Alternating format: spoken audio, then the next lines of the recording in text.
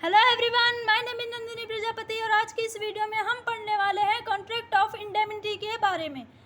According to section 124 of Indian contract act 1872, a contract of indemnity is a contract whereby one party promises to save the other from loss caused to him by the conduct of the promisor himself or by the conduct of any other person।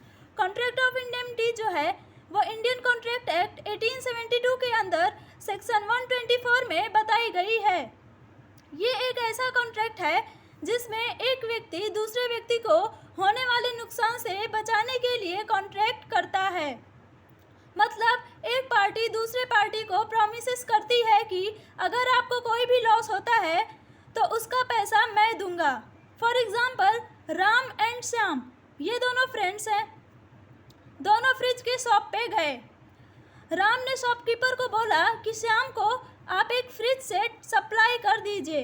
Ram ने shopkeeper को बोला कि श्याम को fridge set दे दीजिए और मैं ध्यान रखूँगा कि आपको पेमेंट मिल जाए। दैट मीन्स कि श्याम को पेमेंट करने की ज़रूरत नहीं है। पेमेंट करने की रिस्पॉन्सिबिलिटी किसने ले ली है? राम ने ले ली है। तो ये होता है कॉन्ट्रैक्ट ऑफ इंडेमनिटी। अब कॉन्ट्रैक्ट ऑफ इंडेमनिटी की पार्टीज़ की बात करें तो इसमें दो पार्टीज़ होती हैं। पहला, इंडेमनीफायर, मतलब वह व्यक्ति जो दूसरे को होने वाले नुकसान से बचाने के लिए प्रॉमिस करता है, इसे हम प्रॉमिसर भी कहते हैं। और दूसरी पार्टी है कि इंडेमनिटी होल्डर, मतलब कि वह व्यक्ति जिसका नुकसान होता है या जिसे नुकसान होने वाला होता है। अब आते हैं कॉन्ट्रैक्ट ऑफ इंडेमनिटी के इसेंशियल पे। तो पहला इसेंशियल है there must be loss to promisee, मतलब उसका लॉस होना बहुत ज़रूरी है कॉन्ट्रैक्ट ऑफ इंडेमनिटी में। यानी कि अगर प्रॉमिसी का लॉस नहीं होता तो कॉन्ट्रैक्ट ऑफ इंडेमनिटी की जो कंडीशन है वो फुलफिल नहीं होंगी और जो इंडेमनीफायर है उसकी लायबिलिटी फिक्स नहीं की जा सकती। दूसरा इसेंशियल है कंसिडरेशन मस्ट बी लॉफुल, यानी कि कॉन्ट्रैक्ट ऑफ इंडेमनिटी की जो कंसिडरेशन है वो लॉफुल होना चाहिए, उसका ऑब्जेक्ट जो है वो लॉफुल होना चाहिए। अगर कंसिडरेशन लॉफुल नहीं होगा तो कॉन्ट्रैक्ट ऑफ इंडेमनिटी की कंडीशन फुलफिल नहीं होगी और ये एक लीगली कॉन्ट्रैक्ट नहीं माना जाएगा। तीसरा इसेंशियल है द कॉन्ट्रैक्ट में भी इम्प्लाइड और एक्सप्रेस्ड, मतलब कॉन्ट्रैक्ट ऑफ इंडेमनिटी जो है वो इम्प्लाइड भी हो सकता है और एक्सप्रेस्ड भी हो सकता है। अब बात करते हैं राइट्स ऑफ इंडेमनिटी होल्डर के बारे में।